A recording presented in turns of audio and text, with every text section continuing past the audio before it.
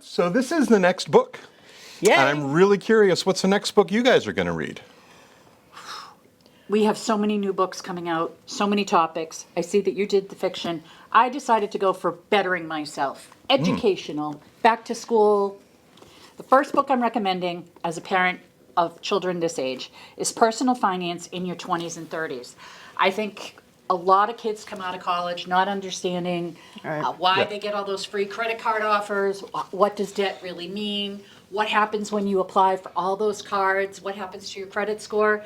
I know it's really hard for kids these days to buy a house, but I think if they understood personal finance a little bit better beyond the ATM and the money, like it's very transactional. I think this is a valuable book for anybody who wants to kind of brush up on that.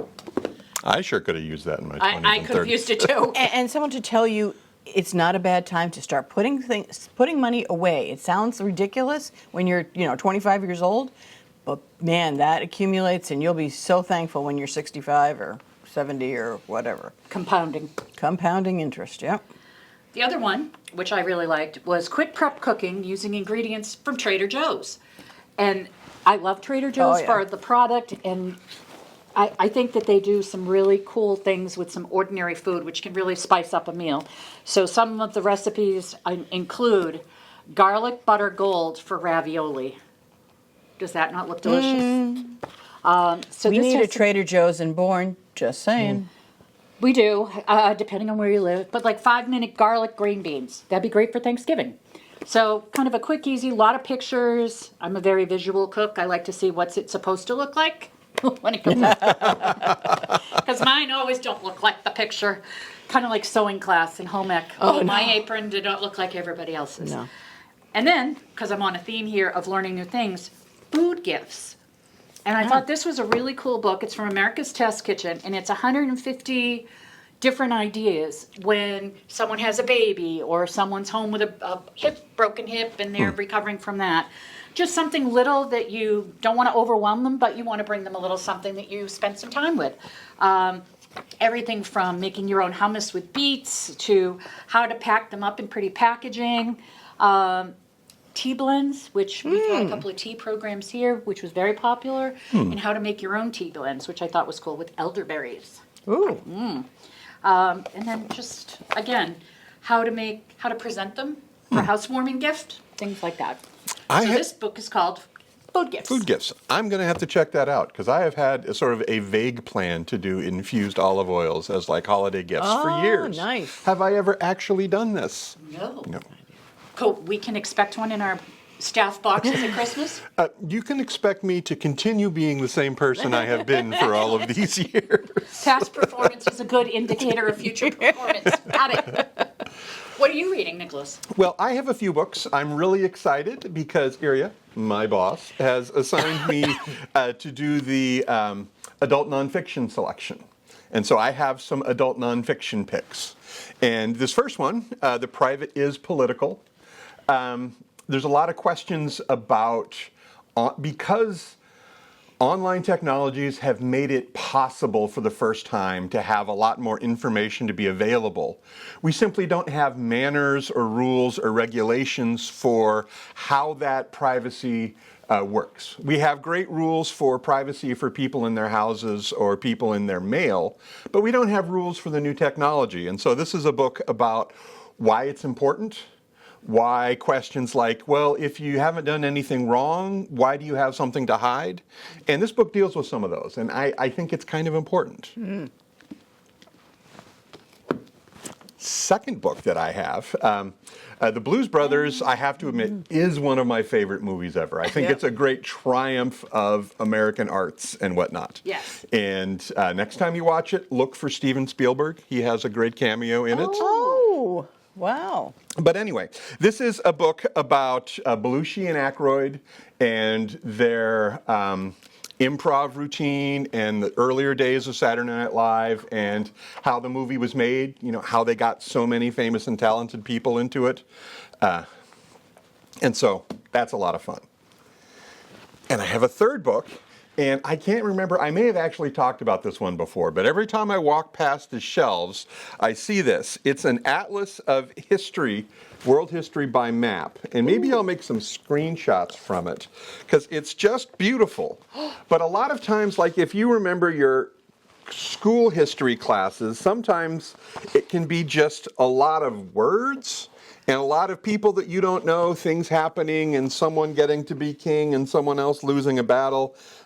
Sometimes some of that is lost on me, but seeing it visually displayed with the history and the significance, for me anyway, it makes it a whole lot of fun.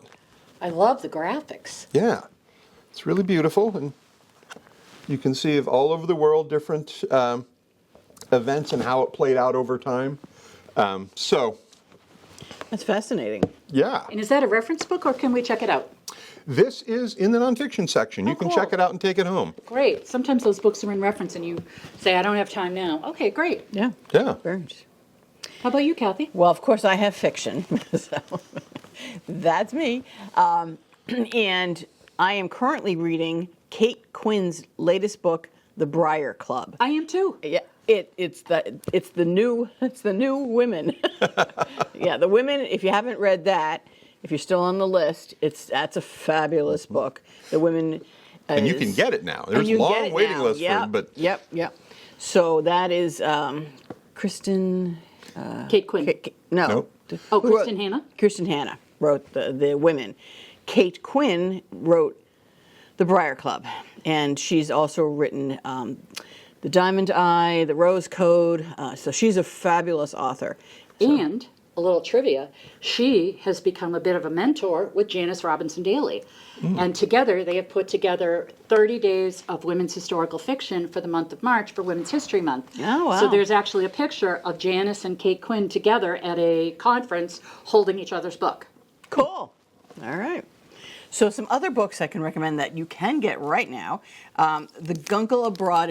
If you read The Guncle, this is the follow up, and it may even be better. It is just hilarious.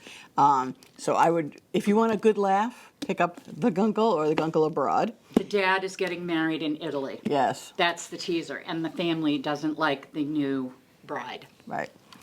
So family drama, but fun. I read The Princess of Las Vegas. Now, this is about Diana, but it's not. It is about a Diana, what is it? What's the word? Impersonator? Yes. Yes. But it is also a mystery because things, of course, do not go well.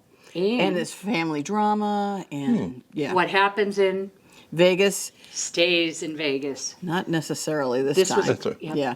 So anyway, this was also a really good read.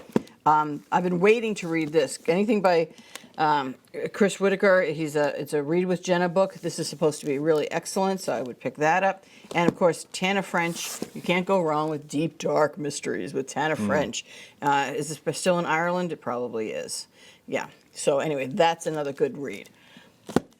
And all of these, most of these are available on right now. Libby or on Hoopla. If you need any help getting set up, I'm your guy. Come talk and we can get you set up on how to read or listen to books on your devices.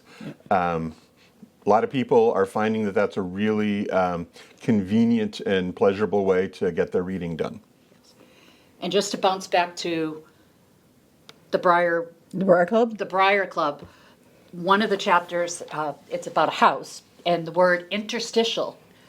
And so each chapter has an interstitial. And then I was thinking, well, I know that is a medical term. What I love about reading online is you tap the word and it gives you. And it was like, oh, it wasn't just medical. It was about in between spaces or in between times.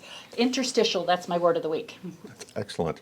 It's one of those things that we were always taught to do, put the book down and go look it up, and I was never going to do that. Same. But this is one way where technology Easy. makes that easier and faster. Yeah, for sure.